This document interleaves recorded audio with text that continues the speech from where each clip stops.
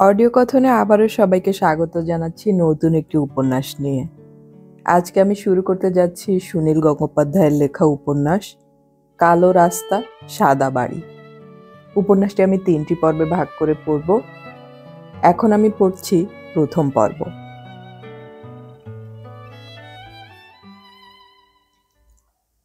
গাড়ি থামিও না, গাড়ি থামিও না, লোকটা একদম সামনাসামনি আসছে। হর্ন দাও, জোরে হর্ন দাও। তাতেও যদি না সরে সাইডে জায়গা আছে, সাইড দিয়ে বেরিয়ে যাও।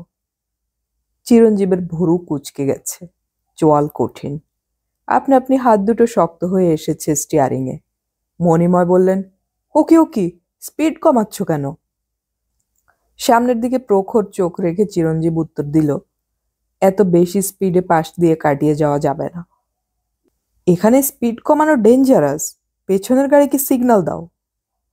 লোকটা একেবারে রাস্তার মাঝখানে।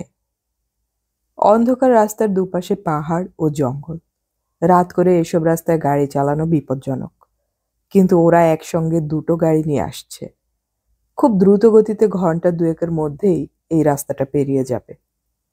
সামনের গাড়িতে চিরঞ্জীব, তার জামাইবাবু মণিময়, চিরঞ্জীবের দিদি প্রমিতা আর তার স্ত্রী এশা পেছনের সিটে অনেকক্ষণ ধরে ঘুমোচ্ছে। পরের গাড়িতে চিরঞ্জীবের বাবা, মা, ছোট বোন আর প্রমিতার ছেলে মেয়েরা। ও গাড়ির ড্রাইভার চালাচ্ছে। তীব্র হেডলাইটে দেখা যাচ্ছে দূরে রাস্তার মাঝখান দিয়ে একজন মানুষ হেঁটে আসছে। রাত্রির বেলায় এসব রাস্তায় জনমনুষ্য দেখতেই পাওয়া যায় না। হাটের দিন হলে তবু দল বেঁধে মানুষ যায়, একা যেতে কেউ সাহস করে না। কখনো সাইকেল আরোহীদের দেখা যায়, তাও রাত্রিরে খুব কচিত। এখনো মাঝে মাঝে এদিকে হিংস্র জন্তু বেরোয়, কখনো হাতির পালের খবরও শোনা যায়। আর জন্তুর চেয়েও হিংস্র মানুষ ডাকাতি করে বেড়ায়। অথচ রাস্তার ঠিক মাঝখানে একা একটা লোক দাঁড়িয়ে, নারী কিংবা পুরুষ তাও ঠিক বোঝা যাচ্ছে না। মনে হচ্ছে যেন সারা গায়ে কম্বলের মতন কি একটা জড়ানো। হাত উঁচু করেও কি যেন দেখাচ্ছে।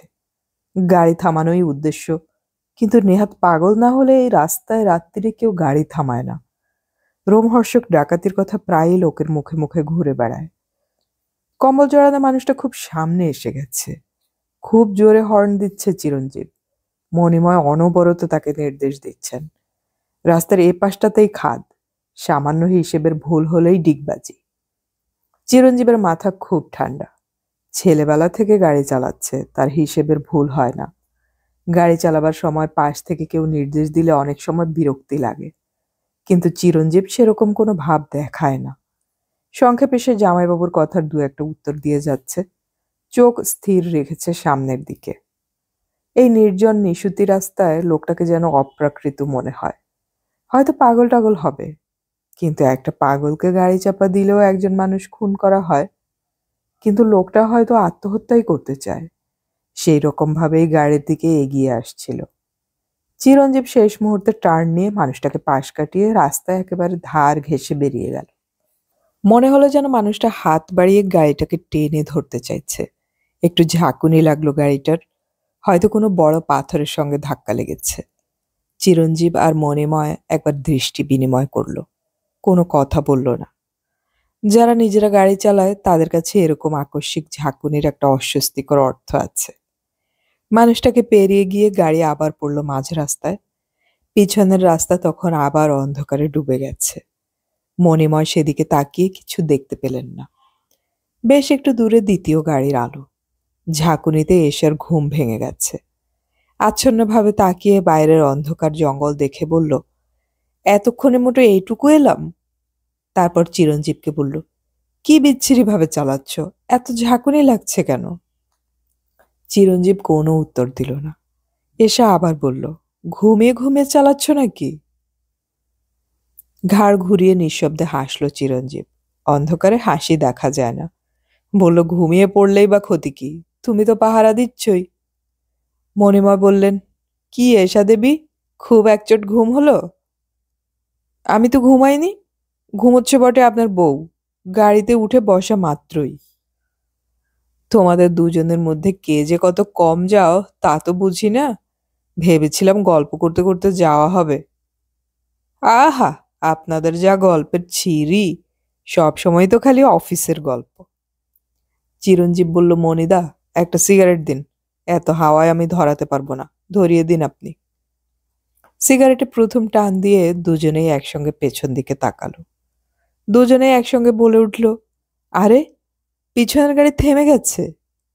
এশা বিরক্তভাবে বলল, আবার কি হলো? এখনো এতটা রাস্তা। মণিময় বললেন, এই নতুন ড্রাইভারকে নিয়ে আর পারা যায় না।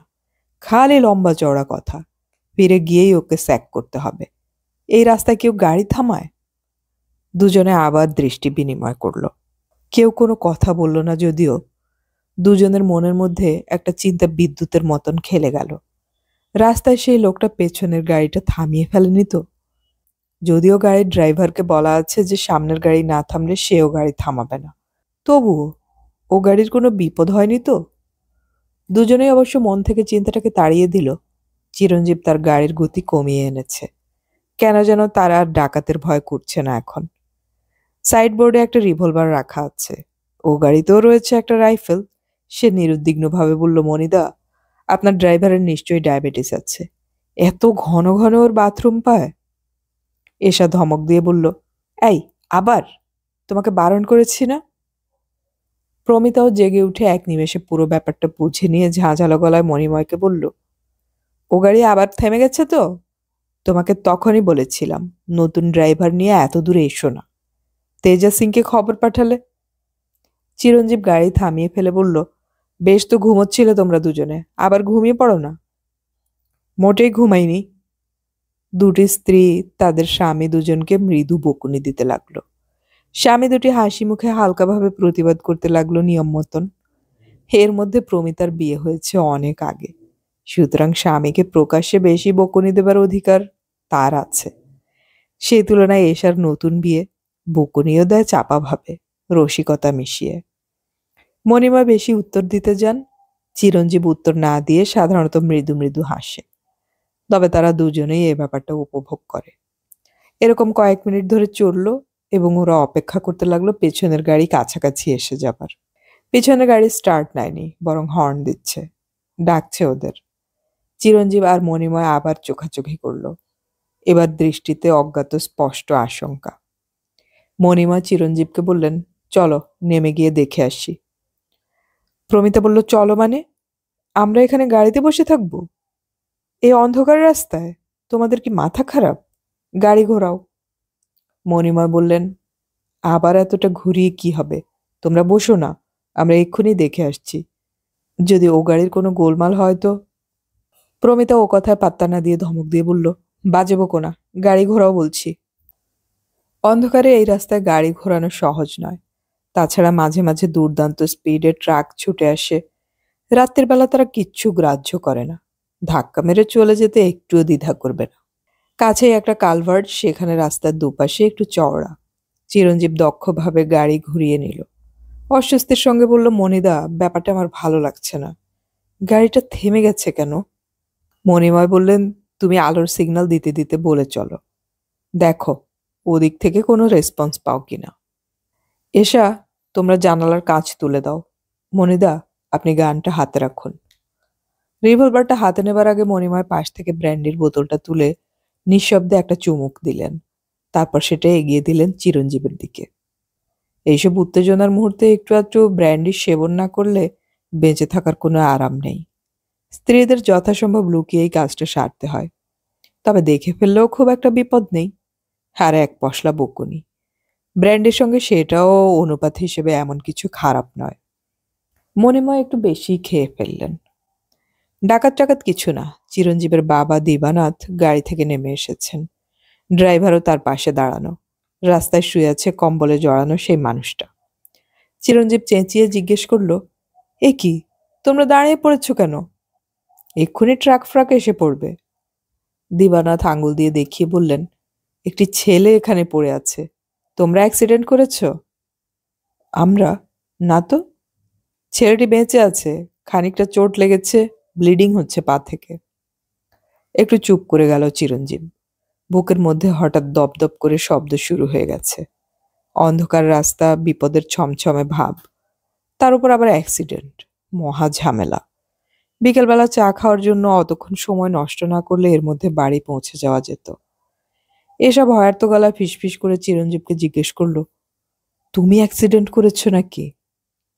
চিরঞ্জীব একটু বিরক্তভাবে বলল, না, আমাদের সঙ্গে লাগেনি। ও গাড়ি থেকে দিবানাথ আবার বললেন, তোমরা অনেক দূর চলে গিয়েছিলে, দেখতে পাও না যে এ গাড়ি থেমে গেছে? না, আমাদের ড্রাইভার ঠিক সময় ব্রেক কষেছিল, নইলে আমাদের গাড়ির তলাতেই হয়তো। কি করা যাবে এখন? তোমাদের গাড়ির সঙ্গে ধাক্কা লাগেনি তো? না না, আমাদের সঙ্গে নয়। আমরা হেডলাইটে ওকে দেখতে পেয়ে। চিরঞ্জীব আস্তে আস্তে জিজ্ঞেস করলো, মনিদা, এখন কি করা যায়? মনিদা কাঁধ ঝাঁকিয়ে উত্তর না দেবার ভঙ্গি করলেন। দিবানাথ পুরোনো আমলের মানুষ, তাকে কথা বলা যাবে না যে এইসব কুখ্যাত রাস্তায় অ্যাক্সিডেন্ট করলেও কেউ দাঁড়ায় না। রাস্তার মাঝখানে মানুষ পড়ে থাকলে তো দাঁড়াবার প্রশ্নই ওঠে না। প্রমিতা বলল, বাবা বলছেন কি, এখন কি করবে? এখানে থাকতে হবে আমাদের? মণিমা দরজা খুলে বললেন, চলো দেখা যাক। ও গাড়ি থেকে তাপসী চিরঞ্জীবকে ডেকে চেঁচিয়ে বলল, দাদা, গাড়ি আসছে, পেছনে গাড়ি আসছে। পুরো সার্চ লাইট জ্বালিয়ে ছুটে আসছে একটা জিপ। চিরঞ্জীব তাড়াতাড়ি নিজের আলো জ্বালিয়ে নিভিয়ে গাড়ি সাইড করলো। জিপটা ক্রমশ গতি কমিয়ে থেমে গেল একেবারে ওদের কাছে এসে। সেটা নারী পুরুষে একেবারে ঠাসা, অন্তত 9 জন। একজন বেশ ফুর্তির সঙ্গে জিজ্ঞেস করলো, ক্যা জি, ক্যা হুয়া? কিন্তু উত্তরের জন্য অপেক্ষা করলো না। ততক্ষণ ও গাড়ির লোক রাস্তায় শুয়ে থাকা মূর্তিটি দেখতে পেয়েছে। অ্যাক্সিডেন্টের ব্যাপার বুঝতে পেরে তারা কিন্তু আর দাঁড়ালো না, আবার স্টার্ট নিয়ে উধাও হয়ে গেল। ও গাড়িতে চিরঞ্জীবের মা রক্তশূন্য মুখে বসে আছেন। অ্যাক্সিডেন্টে শুধু নাম শুনলেই তার বুক ধড়ফড় করে, আর চোখের সামনে সত্যি সত্যি সেই কাণ্ড। মৃণালিনীর কোলে হেলান দিয়ে তার 8 বছরের নাতি বাপ্পা অঘরে ঘুমোচ্ছে। মালবিকা তাপসীর একটা হাত চেপে ধরে ফিসফিস করে জিজ্ঞেস করছে, ছোট মাসি, লোকটা মরে যায়নি তো? এই ছোট মাসি, বলো না, যদি মরে যায় কি হবে? ভয় ও উত্তেজনার সঙ্গে মালবিকার মনের মধ্যে একটা অসীম কৌতূহল। এ কথাও তার মনে হচ্ছে, এমন একটা দৃশ্য বাপ্পাটা দেখতে পেল না। রাস্তার মাঝখানে মুখ গুজে শুয়ে আছে লোকটা। মণিময় আর চিরঞ্জীব কাছে গিয়ে দাঁড়ালো। দিবানাথ এসে উকি দিতেই মণিময় একটু সরে গেলেন অন্যদিকে। শ্বশুর যাতে তার মুখ থেকে ব্র্যান্ডির গন্ধ না পেয়ে যান, সেই জন্য সবসময় একটু দূরত্ব রাখতে হচ্ছে। চিরঞ্জীবের মেজাজটা খুব খারাপ হয়ে গেছে। লোকটাকে যে সে চাপা দেয়নি তা সে শপথ নিয়ে বলতে পারে। সে গাড়ি চালাচ্ছে, সে টের পাবে না একটা লোক চাপা পড়লো কিনা। ধাক্কা লাগলেও লাগতে পারে, কিন্তু তাহলেও তো সেটা ওই লোকটারই দোষ। সে তো গাড়িটাকে রাস্তার একেবারে ধার ঘেঁষে নিয়ে গেছে। লোকটাকে দেখলে পাগল বলেই মনে হয়। লোক না, ছেলে, খুব বেশি হলেও 23-24 বছর বয়স। এক মুখ দাড়ি, প্যান্ট শার্ট পরা, কিন্তু গায়ে একটা কম্বল জড়ানো। পাশে পড়ে থাকা একটা হ্যাভারস্যাকে কিছু পোশাক টোশাক আর এক গাদা পাথরের টুকরো। ছেলেটির কাঁধের কাছ থেকে তখনও রক্ত গড়াচ্ছে। দিবানাথ আরো কাছে এসে ঝুঁকে দেখে বললেন, জ্ঞান নেই মনে হচ্ছে। যদি মাথায় চোট লেগে থাকে।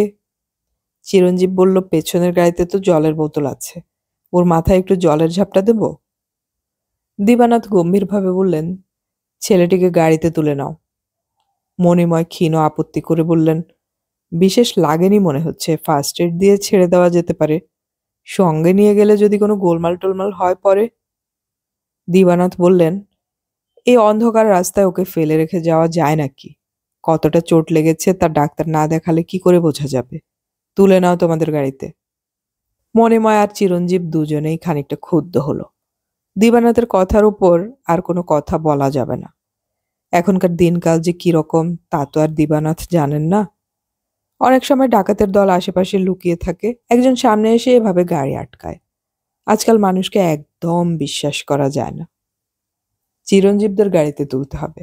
মণিমা গাড়ির সামনে এসে প্রমিতাকে বললেন, যাও তোমরা এখন ও গাড়িতে গিয়ে গাদাগাদি করে বসো, এ গাড়িতে এখন অ্যাম্বুলেন্স হবে। প্রমিতা জিজ্ঞেস করলো, কি হয়েছে লোকটার? ওই একটু কেটে কুটে গেছে আর কি। তা বলে এই গাড়িতে তুলতে হবে? এখানে জায়গা কোথায়, আমরা নামবো না। না নামতে চাও বাবাকে গিয়ে সেই কথা বলো। দিবানাথকে অবশ্য কোনো কথা বলার সাহস প্রমিতারও নেই। আর কথা না বলে এসে আর প্রমিতা নেমে গিয়ে উঠল দিবানাথের গাড়িতে। জানালার কাছের সিট ছাড়বে না মালবিকা। সে নির্নিমেষে দেখছে আহত ছেলেটিকে। রাস্তার মাঝখানে শুয়ে থাকা কোনো মানুষ সে আগে কখনো দেখেনি। ড্রাইভারের সাহায্য নিয়ে চিরঞ্জীব ধরাধরি করে তুলতে গেল ছেলেটিকে। কোমর বেঁকাতে অসুবিধা হয় মণিময়ের, তাই তিনি পাশে দাঁড়িয়ে নির্দেশ দিতে লাগলেন। ছেলেটিকে কিন্তু তুলতে হলো না। তার গায়ে হাত ছোঁয়াতেই সে চোখ মেলে তাকালো এবং উঠে বসল। পরিষ্কার গলায় বলল, ঠিক আছে, আমি নিজেই যেতে পারবো। তার ব্যাগ থেকে কয়েকটা পাথরের টুকরো পড়ে গিয়েছিল। সেগুলো কুড়িয়ে নিয়ে যখন ছেলেটি উঠে দাঁড়ালো, কম্বলটা খুলে ফেললো গা থেকে। তখন দেখা গেল তার পিঠের কাছে অনেকখানি জায়গা থেতলে গেছে। ডান পায়ের হাঁটুতেও কেটে গেছে বেশ খানিকটা। প্যান্টটা ছিঁড়ে গেছে সেই জায়গায়। ছেলেটির চেহারা দেখে আগে বাঙালি বলে বোঝাই যায়নি। মুখ ভর্তি দাড়ি। এখন কথা শুনে তাকে শহরের ছেলে বলেই মনে হচ্ছে। অপ্রত্যাশিতভাবে ছেলেটির উঠে দাঁড়ানোয় সবাই একটু চমকে গিয়েছিল। সব মিলিয়ে রীতিমতন রহস্যজনক ব্যাপার। মালবিকা তাপসীর হাত চেপে ধরে বলল, ছোট মাসি বেঁচে আছে। ইস, কি রক্ত! ওই রকম আহত অবস্থায় ছেলেটি ঠিক দাঁড়িয়ে থাকতে পারবে কিনা বুঝতে না পেরে চিরঞ্জীব হাত বাড়িয়ে ধরল ছেলেটিকে। তারপর জিজ্ঞেস করল, খুব বেশি লাগেনি তো আপনার? ছেলেটি চিরঞ্জীবের দিকে ফিরে বলল, তেমন কিছু নয়, ছেড়ে দিন, আমি ঠিক আছি। দিবানাথ জিজ্ঞেস করলেন, এই সময়ে এই রাস্তায় তুমি পায়ে হেঁটে কোথায় যাচ্ছিলে? সে কথার কোনো উত্তর না দিয়ে ছেলেটি জিজ্ঞেস করল, সঙ্গে ডেটল কিংবা আয়োডিন আছে? না, ওসব তো নেই। চলো আমাদের সঙ্গে, আর ঘন্টাখানেক গেলেই আমরা রামগড় পৌঁছে যাব। তুলো ফুলোও নেই কিছু? ছেলেটি প্যান্টের পকেট থেকে রুমাল বার করে হাঁটুর রক্ত মুছল। প্রায় সঙ্গে সঙ্গেই রক্তে জবজবে হয়ে গেল রুমালটা। ছেলেটি সেটা রাস্তার পাশে ছুঁড়ে ফেলে দিয়ে জিজ্ঞেস করল, আপনাদের কারুর কাছে পরিষ্কার রুমাল আছে? চিরঞ্জীব নিজের রুমালটা বার করে দিল, সেটা দিয়ে ঘাড়ের রক্ত মুছে সেটাকেও ছুঁড়ে ফেলে দিল রাস্তায়। চিরঞ্জীব বলল, এহ, এখনো যে রক্ত বেরোচ্ছে, রুমালটা ফেলে দিলেন কেন? হাঁটুটা বেঁধে রাখতে পারতেন।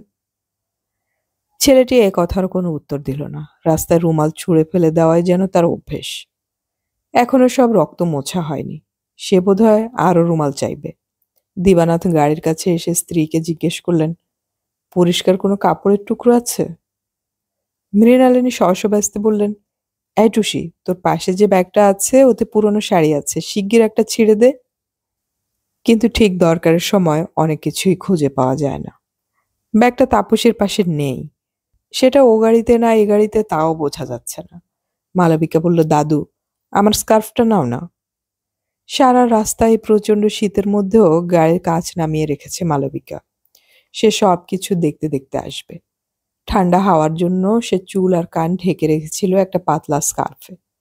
সেটাই তাড়াতাড়ি খুলে দিল। তাপসী পুরনো শাড়ি খুঁজে পাচ্ছে না। দিবানাথ সেই স্কার্ফটাই নিয়ে এলেন। চারধারে লেসের কাজ, মাঝখানে এমব্রয়ডারি করা হলদে রঙের স্কার্ফ। মৃদু সেন্টের সুগন্ধ। ছেলেটি সেটা নিয়ে হাঁটু বেঁধে ফেলে বলল, চলুন। দূরে আরেকটা জোরালো আলো দেখা যাচ্ছে। আবার কোনো ট্রাক বা গাড়ি আসছে। আর দেরি করা যায় না। ছেলেটি এসে বসলো পিছনের সিটে। চিরঞ্জীব গাড়ি স্টার্ট দিল। মণিময় আর চিরঞ্জীব আবার সিগারেট ধরিয়েছে। মণিমা পেছন ফিরে জিজ্ঞেস করলেন, আপনার সিগারেট চলে? কি সিগারেট দেখি? মণিমার সিগারেটের প্যাকেটটা দেখে ফেরত দিয়ে ছেলেটি বলল, না, আমি ফিল্টার টিপড সিগারেট খাই না, আমার নিজেরটা আছে। আপনি এই জঙ্গলের রাস্তায় কি করছিলেন? হেঁটে হেঁটে যাচ্ছিলাম। এই রাস্তায় আপনি এত রাত্রিরে একা একা হাঁটছিলেন? কি আর করা যাবে? ছেলেটির উত্তরগুলো কাটা কাটা, ভঙ্গি একটু রুক্ষ। এর সঙ্গে ঠিক গল্প জমানো যাবে না বুঝে মণিমা নিরস্ত হলেন। এইরকম একটা উত্তেজনার ব্যাপার ঘটে গেল, আরেক ঢোক ব্র্যান্ডি না খেলে চলে না। মণিমা আবার বোতলের ছিপি খুললেন। এটা আর ছেলেটিকে অফার করলেন না বটে, কিন্তু বললেন, ডেটল যখন নেই, আপনার কাটা জায়গায় একটু ব্র্যান্ডি লাগিয়ে দিতে পারেন। অ্যালকোহলও ডিসইনফেক্ট্যান্টের কাজ করে। থাক, তার দরকার নেই। আপনি অজ্ঞান হয়ে গিয়েছিলেন না এমনি রাস্তায় শুয়েছিলেন? ছেলেটি মণিময়ের কথা এড়িয়ে গিয়ে চিরঞ্জীবের দিকে তাকিয়ে বলল, আপনি ধাক্কা মেরে পালিয়ে যাচ্ছিলেন? পিছনের গাড়িটা না থামলে আপনারা চলেই যেতেন। চিরঞ্জীব পেছন দিকে চোখ ফেরালো না। এই অস্বস্তিকর প্রসঙ্গটা যে উঠবেই সে জানত। প্রায় 10-11 বছর ধরে সে নিজে ড্রাইভ করছে, কোনোদিন কোনো অ্যাক্সিডেন্ট করেনি। তার গাড়ি চালানোর ব্যাপারে কেউ কোনো খোঁচা দিলে সে রেগে যায়। তবু নরমভাবে বলল, আপনার ধাক্কা লেগেছে, আমি কিন্তু সত্যিই তা বুঝতে পারিনি। আমি মাঝ রাস্তায় দাঁড়িয়ে হাত নাড়ছিলাম, আপনি তবু গাড়ি থামালেন না কেন? দরকার হলে মানুষকে ধাক্কা মেরেও চলে যেতে হবে? চিরঞ্জীব এবার মুখ ঘুরিয়ে ভালো রকম একটা উত্তর দিতে যাচ্ছিল, কিন্তু তার সুযোগ পেল না। মণিময় খানিকটা শ্লেষের সঙ্গে ঈষৎ হাসি মিশিয়ে বললেন, তার রাস্তাটা তো আর মাঝখানে দাঁড়িয়ে হাত নেড়ে নাচের মুদ্রা দেখাবার জন্য নয়, কি বলুন? রাস্তাটা তবে কিসের জন্য? শুধু মোটর গাড়ি যাবার জন্য? তাই এইসব রাস্তা তো অনেকটা তাই। না, সব রাস্তাই সমস্ত পথিকের জন্য। গাড়ি করে যাবার সময় অ্যাক্সিডেন্ট করে পালিয়ে যাওয়াটা কাওয়ার্ডের কাজ। আপনি ভুল করছেন, আপনি বোধহয় অ্যাক্সিডেন্টের ডেফিনেশনটা জানেন না। আমাদের কোনো দোষ বা ভুলের জন্য কিছু কি হয়েছে? আপনি যদি ইচ্ছে করে গাড়ির সামনে লাফিয়ে পড়েন, সেটা সুইসাইডের চেষ্টা, সেটাই একটা অপরাধ। আমরা তো আপনাকে চাপা দেইনি। ছেলেটি এবার অনাবশ্যকভাবে হেসে উঠে বলল, আমি আত্মহত্যা করতে যাব কেন? আমি গাড়িটা থামাতে চেয়েছিলাম। কেন থামাতে চেয়েছিলেন কেন? এদিককার রাস্তাঘাট সম্পর্কে আপনার কতটা পরিচয় আছে জানি না। রাত্রির বেলা এখানে কেউ গাড়ি থামায় না, প্রায়ই এসব জায়গায় ডাকাতি হয়। আমাকে দেখে কেউ ডাকাত মনে করবে না? মণিময় হেসে উঠলেন। ব্র্যান্ডির ঝোঁকে হাসিটা বেশ জোরেই হয়ে গেল, কিন্তু এটা উপভোগের হাসি নয়, বেশ শ্লেষের ঝাঁজ মেশানো। সেরকম হাসতে হাসতেই বললেন, মাফ করবেন, আই মাস্ট সে, আপনার ওই রকম কম্বল জড়ানো চেহারা দেখলে আপনাকে ডাকাত মনে হওয়া খুব অস্বাভাবিক নয়। মোটা কম্বলটা জড়ানো না থাকলে আমার আরো বেশি আঘাত লাগতো। যাই হোক, আপনি গাড়িটা থামাতে চাইছিলেন কেন? আমি একটা লিফট চাইছিলাম। গাড়ি না থামাবার অধিকার নিশ্চয়ই আমাদের আছে। লিফট দেওয়া না দেওয়াটা ইচ্ছের উপর নির্ভর করে। আমাদের সঙ্গে মেয়েরা বাচ্চারা রয়েছে, আপনি অনর্থক আমাদের ডিটেইন করিয়ে খুব অন্যায় করেছেন। ছেলেটিও এবার হেসে উঠল, এর হাসিতেও বিদ্রুপ মেশানো। বলল, আমি অন্যায় করেছি? বাহ, বেশ তো। কথাবার্তার ধরন যেদিকে চলেছে চিরঞ্জীবের তা ঠিক পছন্দ হলো না। মনিদা হঠাৎ যদি রেগে যান তাহলে ছেলেটিকে হয়তো মাঝ রাস্তায় নামিয়ে দিতে চাইবেন। চিরঞ্জীব তা চায় না। যাই হোক, ছেলেটি তার গাড়িতে চোট লেগে যে আহত হয়েছে সে কথা তো সত্যি। সহ্য শক্তি আছে কিন্তু ছেলেটার। হাঁটুতে কাঁধের কাছে অতখানি কেটে গেছে, তার জন্য একটুও উহ আহ করছে না।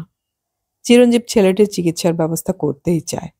হাসপাতাল যদি খোলা থাকে কিংবা ছেলেটি যদি কোনো প্রাইভেট ডাক্তারকে দেখাতে চায়, তবে সে খরচ দিতে রাজি আছে। চিরঞ্জীব বলল, আপনার নামটা কিন্তু জানা হলো না এখনো। সুব্রত রুদ্র। আমার নাম চিরঞ্জীব সরকার। ইনি আমার জামাইবাবু মণিময় দত্ত। আমরা কলকাতা থেকে আসছি, রামগড়ে যাব। আপনি কি কলকাতা থেকে আসছেন? হ্যাঁ। এখানে মানে আপনি রামগড়ের দিকে যাচ্ছিলেন তো? তার কোনো মানে নেই, যে কোনো একটা জায়গায়। আপনি কোথায় যাবেন তার ঠিক নেই? রামগড়ে গেলে আপনার অসুবিধে হবে না তো? ছেলেটি 2-1 মুহূর্ত ভাবল, তারপর বলল, না, সুবিধা অসুবিধার কোনো কোশ্চেন নেই, কোনো একটা জায়গায় গেলেই হলো। ঠিক আছে, রামগড়েই নেমে যাব। চিরঞ্জীব বলল, কিছু মনে করবেন না, একটা কথা জিজ্ঞেস করব? মানে আমরা ঠিক বুঝতে পারছি না আপনি এই রাত্রিরে এখানে কোথায় এসেছিলেন বা এদিকে কোথায় যাচ্ছিলেন। আমি এখানে একটা ফরেস্ট বাংলোতে ছিলাম। হঠাৎ সেখানে আজ বিকেলবেলা বিহারের এক মন্ত্রী এসে হাজির। সঙ্গে সঙ্গে আমাকে উৎখাত করে দিল। আমার রিজার্ভেশন নেই, মন্ত্রীদের তো আর রিজার্ভেশন লাগে না।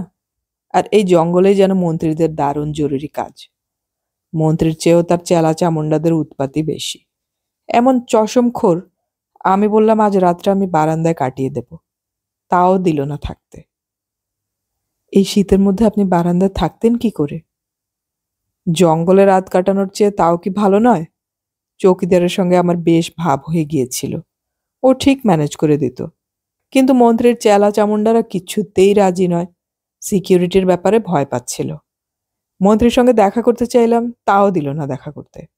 জনগণের মন্ত্রীরা তো আজকাল জনগণের সঙ্গে দেখাই করেন না। মণিময় বললেন, বিকেলেই বাংলো ছাড়তে হয়েছে যখন, আপনি তো অন্য কোথাও চলে যেতে পারতেন। এই লাইনে তো বাসও চলে অনেক। বাসের জন্যই তো বসে আছি সন্ধে থেকে।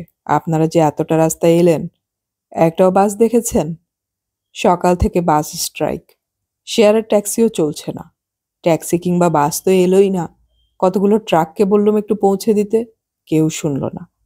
আলো থাকতে থাকতে কয়েকটা প্রাইভেট গাড়িকেও বলেছিলাম, কিন্তু যে যার গাড়ি চেপে হাওয়া হয়ে যাবে। আর আমি সারা রাত রাস্তায় পড়ে থাকবো, এটা তো আর হয় না।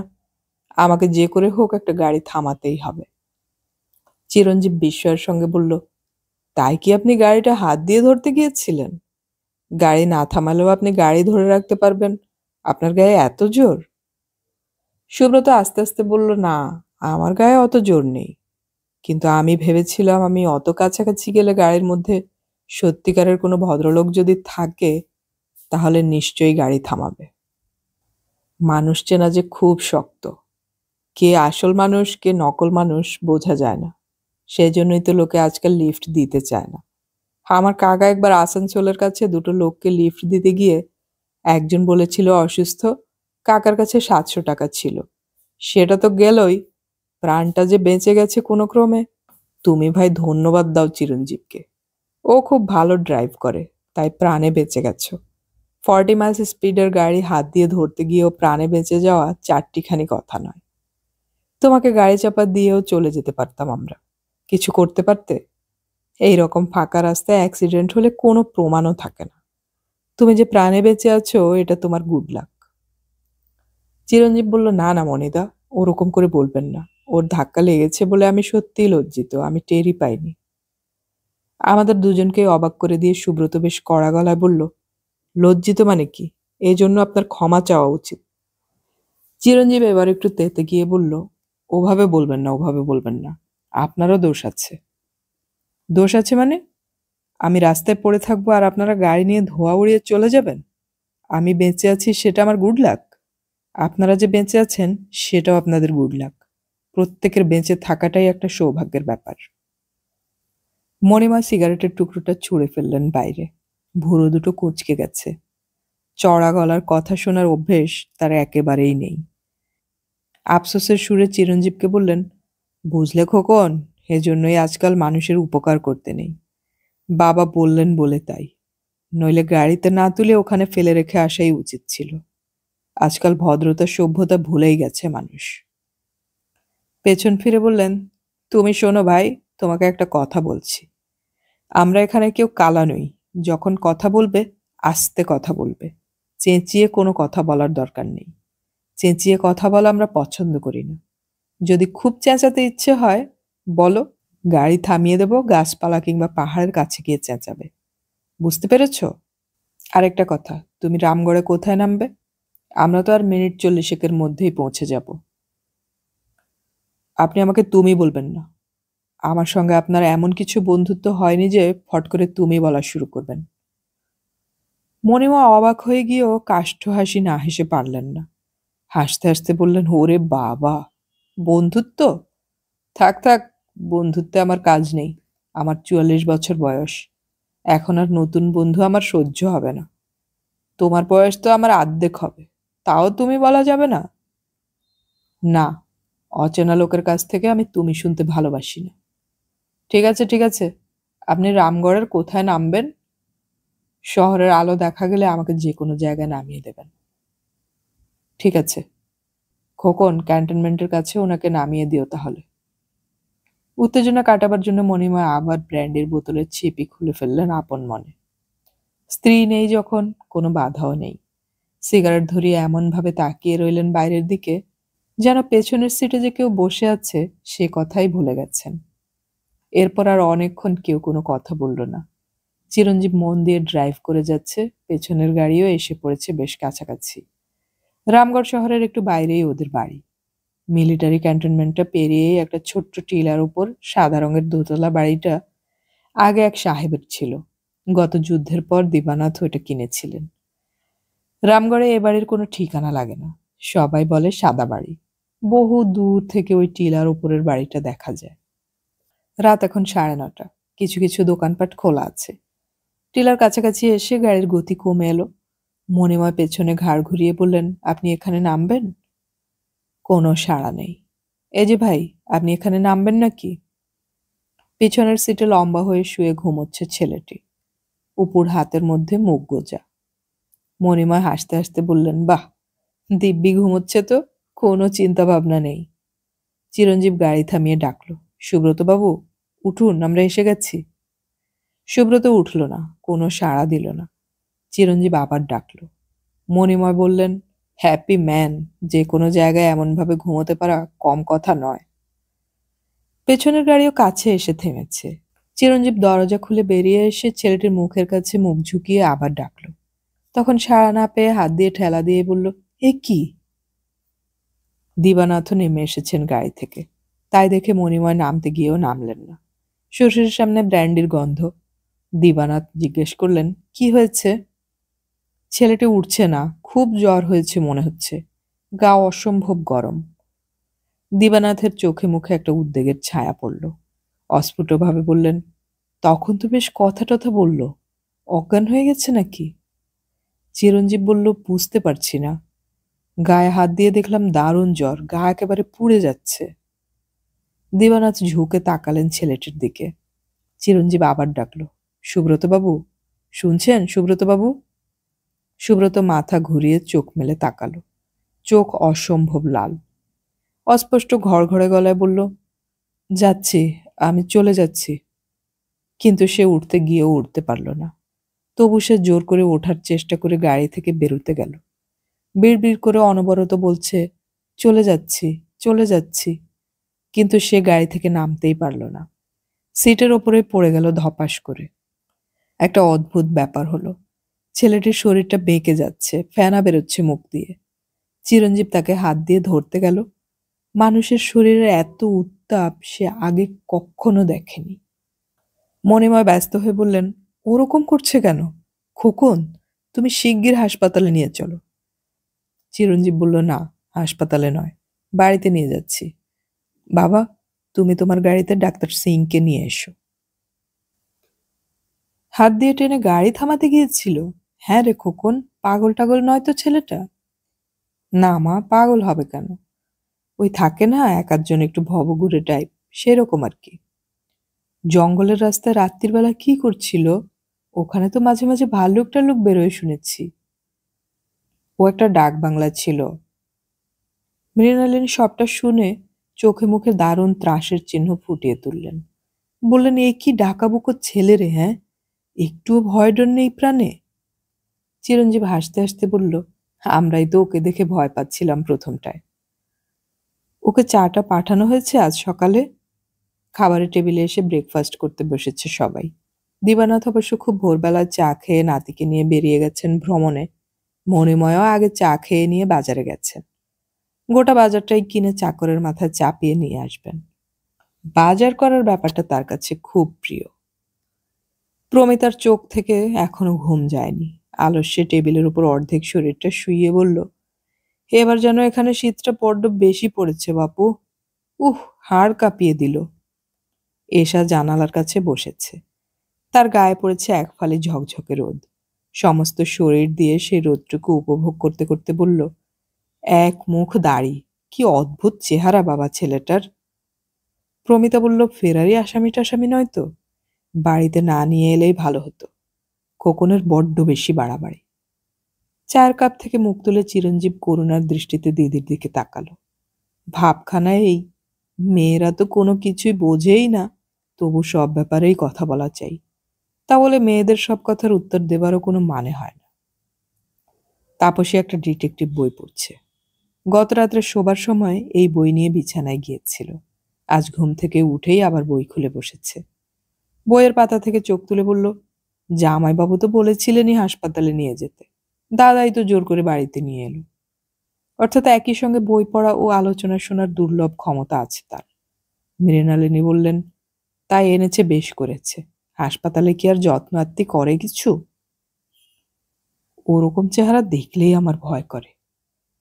চিরঞ্জীব ছোট বোনকে একটু ধমক দিয়ে বলল, ওরকম ভাবে কথা বলিস না, তুই তো সব সময় ভয়ে মরছিস। হাসপাতালে না দিয়ে যে বাড়িতে এনেছি তার কারণ আছে। ওকে আমরা চিনি না, শুনি না, আমরা ওকে হাসপাতালে ভর্তি করতে গেলে জিজ্ঞেস করতো না অ্যাক্সিডেন্ট কি করে হলো? অ্যাক্সিডেন্টের নামে পুলিশ কেস হতে পারত। এসা বলল, ভয় কেন? যা সত্যি কথা তাই বলতে। বলতে যে পথের মধ্যে ওকে ওই অবস্থায় পড়ে থাকতে দেখে কুড়িয়ে এনেছ, সেটা কি দোষ নাকি আমাদের? সত্যি কথা এটা নয়। সত্যি এই যে যেভাবেই হোক চিরঞ্জীবের গাড়ির সঙ্গে ধাক্কা লেগে আহত হয়েছে ছেলেটি।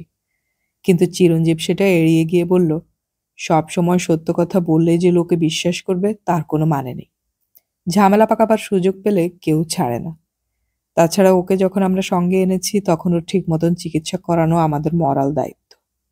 বাবাকে তো চেনো না, ওকে হাসপাতালে দিলে বাবাও সারা রাত্রির হাসপাতালে বসে থাকতেন সেদিন। মৃণালিনী বললেন, পুলিশ কেস টুলিশ কেস আবার কি?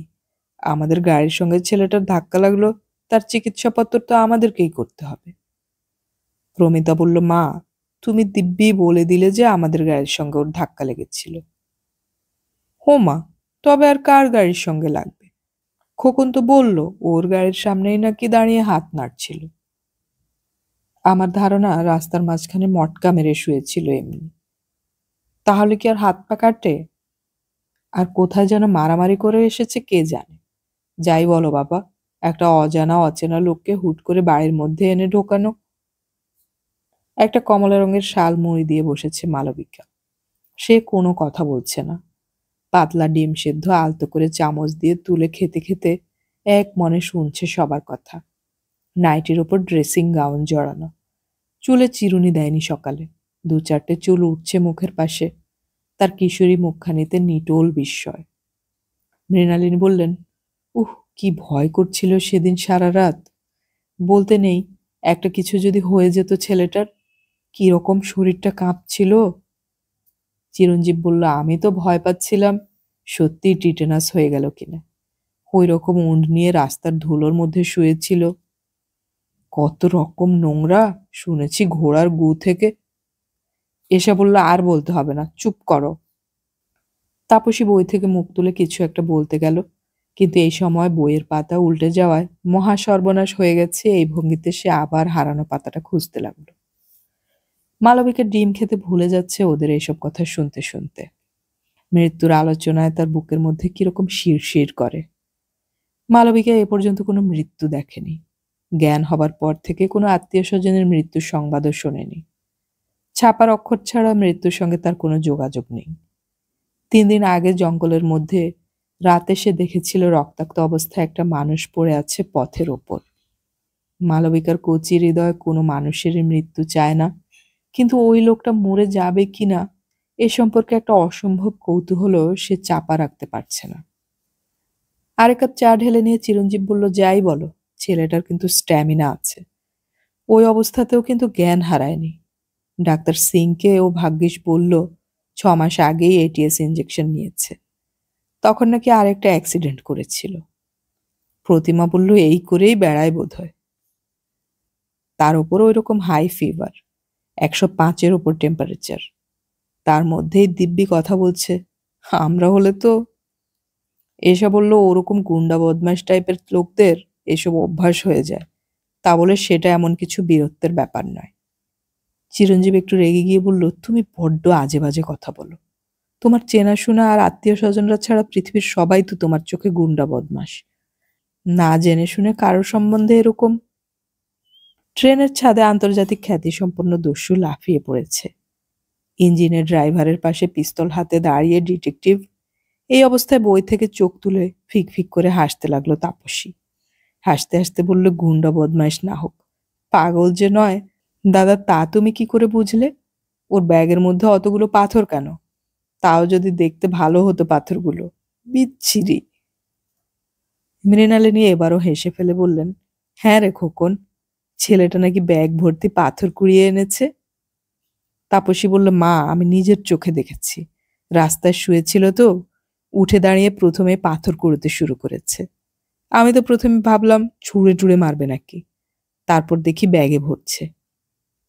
দৃশ্যটা সেদিন অনেকেই দেখেছিল, অনেকেই মুচকি মুচকি হাসতে লাগলো। চিরঞ্জীব বলল, ওটা সেদিন আমিও দেখেছিলাম, আমি ওকে জিজ্ঞেস করেছি। ছেলেটি জিওলজিতে এমএসসি পড়ে, পাথর টাথরের স্যাম্পল স্টাডি করতে হয় ওদের। ছেলেটি ইউনিভার্সিটির ছাত্র শুনেই ঘরের আবহাওয়া পাল্টে গেল। ইউনিভার্সিটিতে পড়া ওদের যাবতীয় চেনা মানুষের এক সারিতে এসে গেল সুব্রত।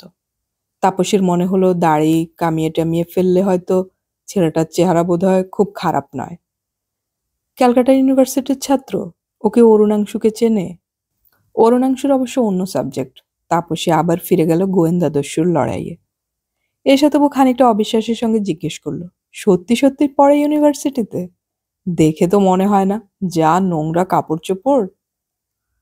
চিরঞ্জীব বলল, জামা কাপড় দেখে বুঝি ছাত্র চেনা যায়? মৃণালিনী বলল, রাস্তায় শুয়ে পড়লে জামা কাপড় নোংরা হবে না? মালবিকা টেবিল ছেড়ে উঠে যাচ্ছিল। প্রতিমা বলল, এই লিকু, উঠে যাচ্ছিস যে, দুধ খেলি না? মালবিকা কাচুমাচু হয়ে বলল, না মা, আজ আর দুধ খাবো না, একদম ইচ্ছে করছে না। সত্যি বিশ্বাস করো, রোজ তোর ওই একই কথা। বস, দুধ খেয়ে যা। সকালবেলা দুধ খাওয়া নিয়ে রোজই এক প্রস্থ চলে। 15 বছর বয়স মালবিকার। এখন তার মনে হয় দুধ তো বাচ্চাদের খেতে হয়, কিন্তু রোজ তাকে মস্ত এক গ্লাস দুধ খেতেই হবে। ঘরের সবাই এরপর মালবিকাকে দুধ খাওয়ানোর জন্য উঠে পড়ে লেগে গেল। দুধ না খাবার জন্য মালবিকা যে কত রকম যুক্তি দেখাতে লাগলো তার ঠিক নেই, কিন্তু কেউ তা শুনবে না। প্রমিতা আর এশার ধারণা একদিন দুধ না খেলেই স্বাস্থ্য ভীষণ খারাপ হয়ে যায়, চামড়া নষ্ট হয়, রং জ্বলে যায়। চিরঞ্জীব বেরিয়ে এলো বাইরে, একটা সিগারেট ধরালো। খবরের কাগজের জন্য মনটা উসখুস করছে। প্রতিদিনের অভ্যেস, কিন্তু এখানে বিকেলের আগে কাগজ পাওয়া যায় না। দূরে পাহাড়গুলোর মাথায় হালকা হালকা মেঘ দ্রুত উড়ে যাচ্ছে, তার আড়ালে ছবিতে আঁকা সমুদ্রের মতন তকতকে নীল রঙের আকাশ। বাগানের সামনের লোহার গেটটা বন্ধ নেই, আধখানা খোলা। একটা রাস্তার কুকুর সেখান দিয়ে ঢুকবে কি ঢুকবে না ভাবছিল, মুখটা ভেতরে ঢুকিয়ে লেজ নাড়াচ্ছে। চিরঞ্জীব তাড়া দিয়ে বার করে দিল। গেট থেকে একটু এগিয়ে ইউক্যালিপটাস গাছটার পাশ দিয়ে উঁকি মারলে দূরের দমোদর নদী দেখা যায়। নদীর ব্রিজ দিয়ে ভারী ভারী ট্রাক যাবার সময় ঘড়াং ঘড়াং শব্দ হয়। এখান থেকেও পাওয়া যায় সেই শব্দ। অন্যমনস্কভাবে নদীর দিকে তাকিয়ে চিরঞ্জীব আড়মোড়া ভাঙল। সারা শরীরে ছুটির আলস্য। শেষ মুহূর্তেও কত রকম বাধা এসে যায়, কিছুতেই আর কলকাতা ছাড়া যায় না। কিন্তু একবার বাইরে এসে পড়তে পারলে খুব ভালো লাগে। রামগড়ের এই বাড়িটা চিরঞ্জীবের ছেলেবেলার অনেক স্মৃতি মিশে আছে। গেটটা বন্ধ করে চিরঞ্জীব ফিরে এলো বাড়ির দিকে। বাড়ির ডান দিকে একটু দূরে বাথরুম সমেত একটি ঘর আছে, সঙ্গে এক ফালি বারান্দা। আলাদা একটা ছোট্ট বাড়ির মতনই, একটা গেস্ট হাউস হিসেবেই ব্যবহার করা হয়। সেখানকার বারান্দার টবে বড় বড় চন্দ্রমল্লিকা ফুটেছে। চিরঞ্জীব বারান্দায় উঠে ডাকল, সুব্রত বাবু। কোনো সাড়া নেই। দরজা ভেজানো, চিরঞ্জীব সেটা ঠেলে ভেতরে ঢুকল। জানালা দুটো খোলা, ঘরে যথেষ্ট আলো। ছেলেটি বিছানার উপর টান টান হয়ে শুয়ে আছে, চোখ বোজা। তবু বোঝা যায় সে জেগে আছে। শুয়ে থাকার ভঙ্গি সেরকম। পাশের টেবিলে চায়ের কাপ ও খাবারের প্লেট শূন্য। চিরঞ্জীব 2-1 পা ভেতরে এসে বলল, কি সুব্রত বাবু, কেমন আছেন আজ? চোখ না খুলেই সুব্রত উত্তর দিল, ভালো। আজ আর জ্বরটর একেবারে নেই তো? খুব ভয় পাইয়ে দিয়েছিলেন। উত্তর না দিয়ে সুব্রত ধড়মড় করে উঠে বসল। গা থেকে সরিয়ে ফেলল চাদর। তার বাঁ পায়ের অনেকখানি প্লাস্টার করা। রীতিমতন ক্রুদ্ধ গলায় সে বলল, আমার পাটা যদি ফ্র্যাকচার হয়ে যায় তাহলে কি হবে বলতে পারেন? কে দায়ী হবে তার জন্য? না না, ফ্র্যাকচার তো হয়নি, ডাক্তার সিং বললেন। সেরকম কিছু না। এখানকার এইসব মফস্বলের ডাক্তারদের বিশ্বাস কি? ডাক্তার সিংকে সেরকম মনে করবেন না। উনি রামগড়ের রাজাদের বাড়ির ডাক্তার, বিলিতি ডিগ্রি আছে। রাজাদের অসুখ আর আমাদের অসুখ এক নয়। ওসব ডাক্তার আমাদের চিকিৎসা করতে পারবে না।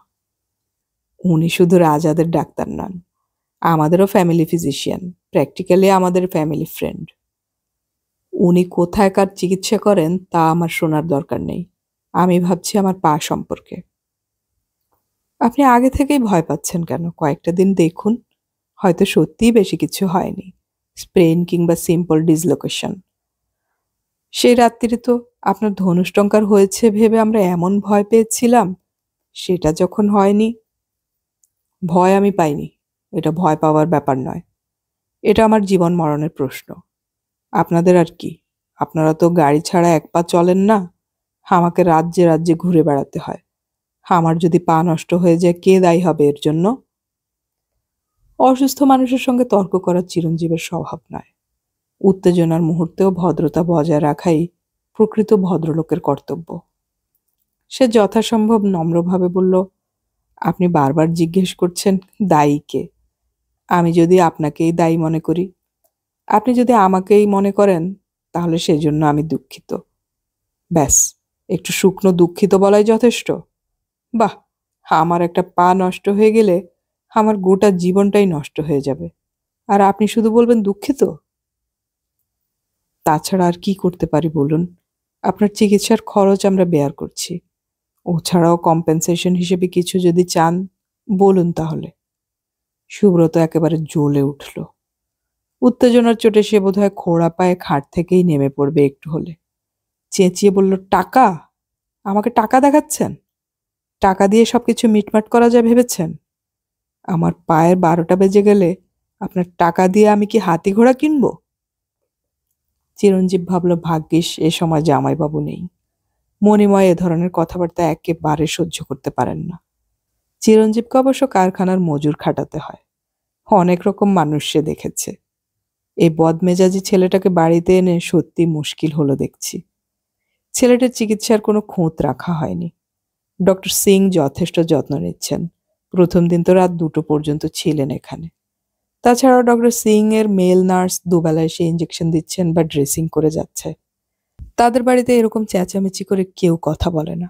ছোট ছেলে মেয়েরা হয়তো ছুটে আসবে এখন। এখন চিরঞ্জীব যদি ন্যায্যভাবে দু একটা কথা বলে তাহলে চেঁচামেচি হয়তো বেড়েই যাবে। যা ছেলে, কিচ্ছু বিশ্বাস নেই। এক মুখ দাড়ি গোঁফ ও লম্বা চুলের ঝুপসি জঙ্গলের মধ্য থেকে জল করছে ছেলেটির 2 চোখ ও তীক্ষ্ণ নাক। তবে জোচ্চোর বদমাইশ বোধহয় নয়। টাকা চায় না। ছেলে মানুষ, মাথা গরম ছেলে মানুষ, যেরকম হয় আজকাল। কিভাবে মানুষের সঙ্গে ভদ্রভাবে কথা বলতে হয় সেটা শেখাবার জন্যই বোধহয় চিরঞ্জীব গলার আওয়াজ আরো নিচু করে ফেলল। অত্যন্ত ধীরভাবে বলল, দেখুন, আমার ধারণা আপনার অ্যাক্সিডেন্টের জন্য আমি কোনো ক্রমেই দায়ী নই। ওটা হয়েছে আপনার এই গোয়ার্তুমের ফলে। দাঁড়ান দাঁড়ান, আগেই উত্তেজিত হবেন না। আমাকে শেষ করতে দিন। অ্যাক্সিডেন্টটা হয়েছে আপনারই পায়ে, আর যে কোনো উপায়েই হোক আমারই গাড়ির সঙ্গে। আপনার যখন মনে হচ্ছে আমিই দায়ী, তখন একটা কিছু করা দরকার। আপনি পুলিশের কাছে যেতে পারেন, কেস টেস করতে পারেন। You are at liberty to do whatever you like. তবে আমার নিজের দিক থেকেও একটা কর্তব্য আছে। টাকার প্রস্তাবটা আপনার কাছে অপমানজনক মনে হচ্ছে। তাহলে আমি আর কি করতে পারি সেটা বলে দিন। আমি আপনার কাছে ক্ষমা চাইব? আমি হাঁটু গেড়ে বসে আপনার কাছে ক্ষমা চাইলে আপনি খুশি হবেন? ভদ্রতা এবং নিচু গলা সত্ত্বেও চিরঞ্জীবের কথার মধ্যে একটা ধাতব দৃঢ়তা টং টং করছিল। সুব্রতর সেটা বুঝতে ভুল হলো না। আর কোনো কথা না বলে সে আবার আস্তে আস্তে শুয়ে পড়ল। মুখ ফেরালো জানালার দিকে।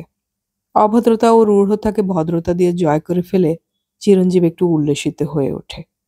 চাপা হাসি দিয়ে বলে, অত ঘাবড়াচ্ছেন কেন আগে থেকে? আমার তো মনে হচ্ছে মাইনর ইনজুরি। 2-1 সপ্তাহের মধ্যেই আপনার পা ঠিক হয়ে যাবে। নিন, একটা সিগারেট খাবেন? ও, আপনার তো আবার এই ব্র্যান্ডে চলে না। সুব্রত ঘাড় ফিরিয়ে বলল, দিন একটা। আমার সিগারেট ফুরিয়ে গেছে। তাই নাকি? আপনার সিগারেট ফুরিয়ে গেছে? আপনি কি ব্র্যান্ড খান বলুন, আনিয়ে দেবক্ষণ। আমার শার্টের পকেটের পয়সা আছে, ওখান থেকে পয়সা নিয়ে 3 প্যাকেট সিগারেট আনিয়ে দেবেন তাহলে। দেয়াল আলনায় ঝুলছে সুব্রতর শার্ট। লাল আর কালো রঙের ডোরাকাটা একটা চোখ ঝলসানো জামা। এরকম জামা পরার কথা চিরঞ্জীব কল্পনাই করতে পারে না। জামাটা বেশ ময়লা হয়েছে। রাস্তায় এটা পরে গড়াগড়ি দিয়েছে তো। অন্যের জামার পকেটে চিরঞ্জীব কোনোদিন হাত দেয়নি। চিরঞ্জীব বলল, সিগারেটটা যদি আমি আনিয়ে দেই তাহলে কি আপনি খুব রাগ করবেন? আমি আমার নিজের ব্যবহারের জিনিস নিজের পয়সাতেই কেনা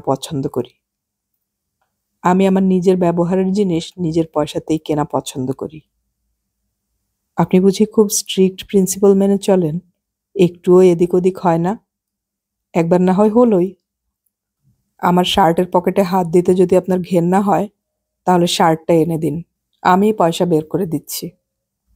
ছেলেটির ব্যবহারের কঠোরতায় চিরঞ্জীব তেমন আর আমল দিচ্ছে না। আজকাল অনেক ছেলের কাছে এই রুক্ষতাই একটা ফ্যাশন। অভদ্রতার নাম হয়েছে স্মার্টনেস। একটু বয়স বাড়লেই এগুলো কেটে যায় অবশ্য। এসব তার দেখা আছে। হাত নেড়ে মুখের সামনে থেকে ধোঁয়া সরিয়ে বলল, আচ্ছা, এমনও তো হতে পারে আমি এখন আপনার সিগারেট বা আরো যা যা দরকার সেগুলো আনিয়ে দিচ্ছি। তারপর আপনি যাবার সময় হিসেব করে পয়সা মিটিয়ে দিয়ে যাবেন। সুব্রত স্থির চোখে ঝোলানো শার্টের দিকে তাকিয়ে রইল। তারপর গম্ভীরভাবে জিজ্ঞেস করল, আমি এখানে কতদিন থাকবো? আপনার যতদিন খুশি। আমার যতদিন খুশি? মানে আমরা এখানে 1 মাস থাকবো বলে এসেছি। আপনি যতদিন সুস্থ না হয়ে ওঠেন, আপনার পাটা না সারলে তো আমি আর এখানে একদিনও থাকতে চাই না। কিন্তু ভাঙা পা নিয়ে আপনি যাবেন কি করে?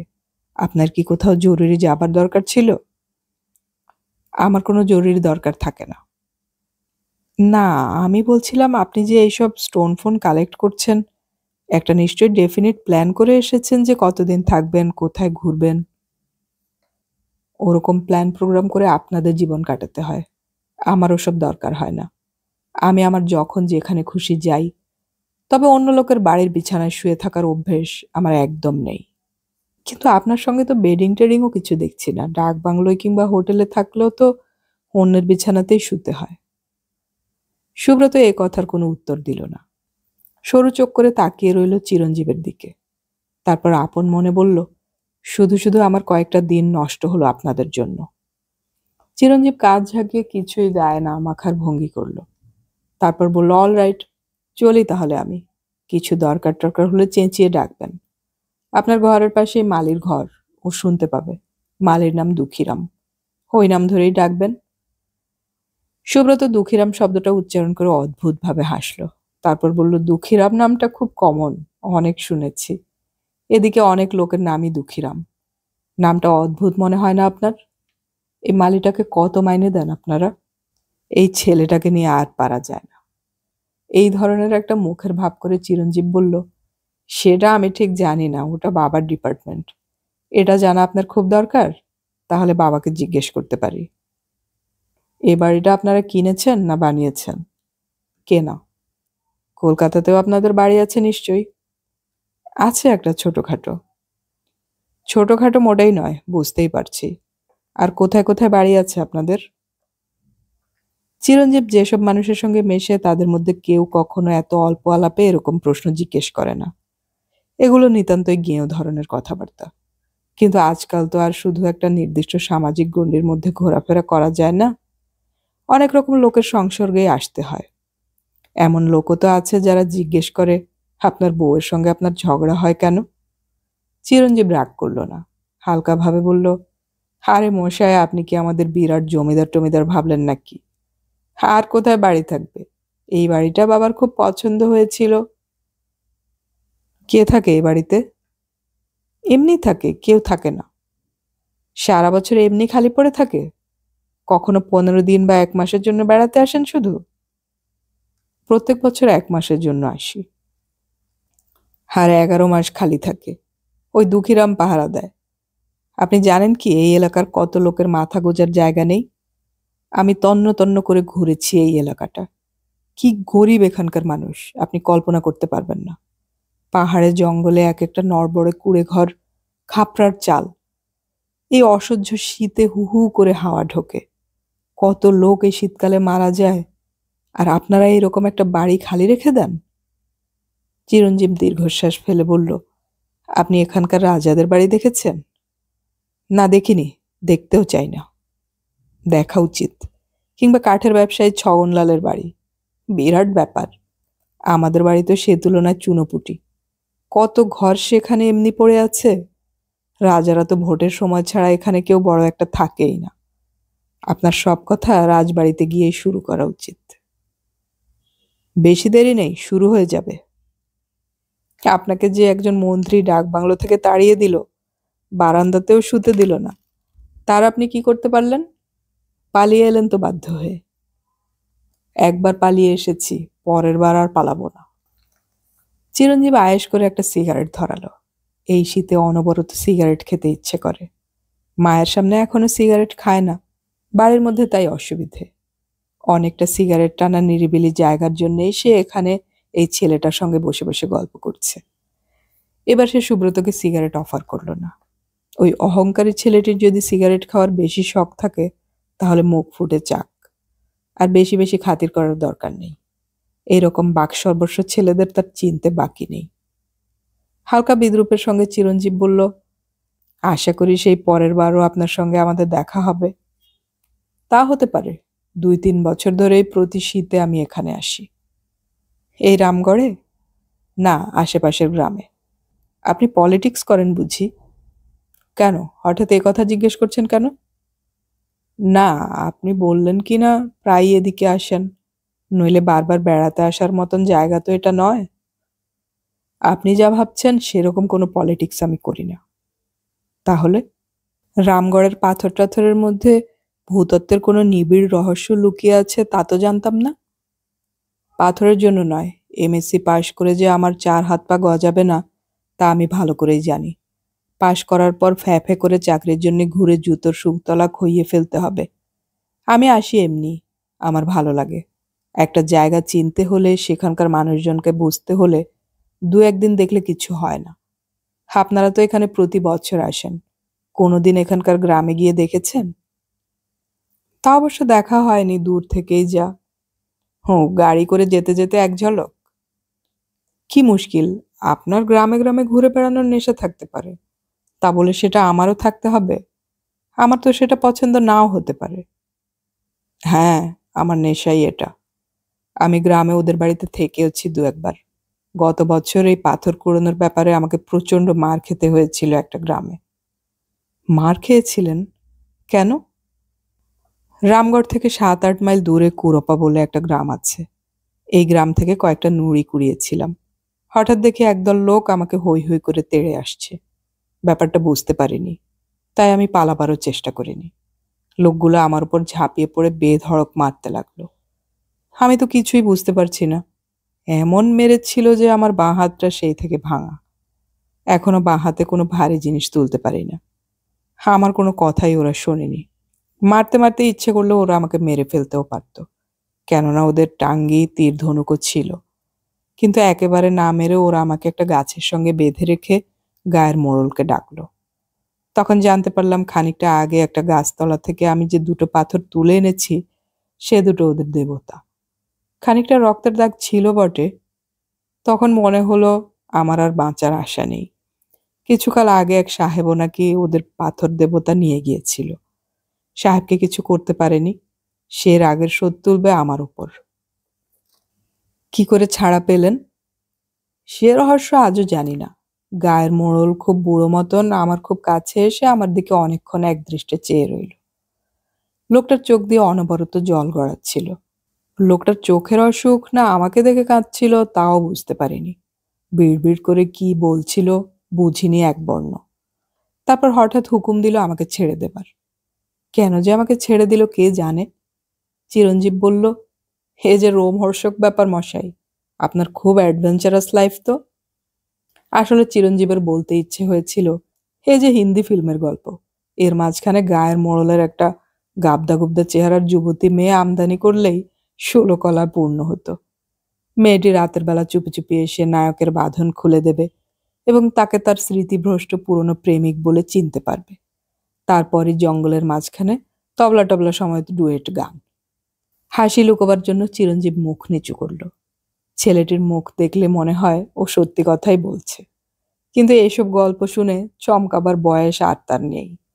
এরকম বোকার মতন লাইফ রিস্ক করার কোনো সার্থকতাও সে দেখতে পায় না।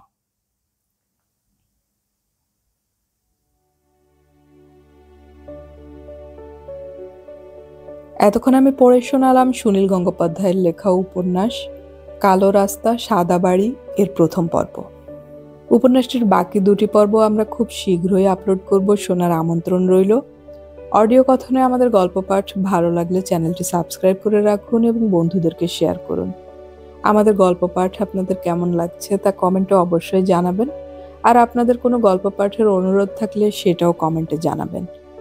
গল্প পড়ি, গল্প শুনি, বাংলা গল্প ছড়িয়ে পড়ুক সবখানে।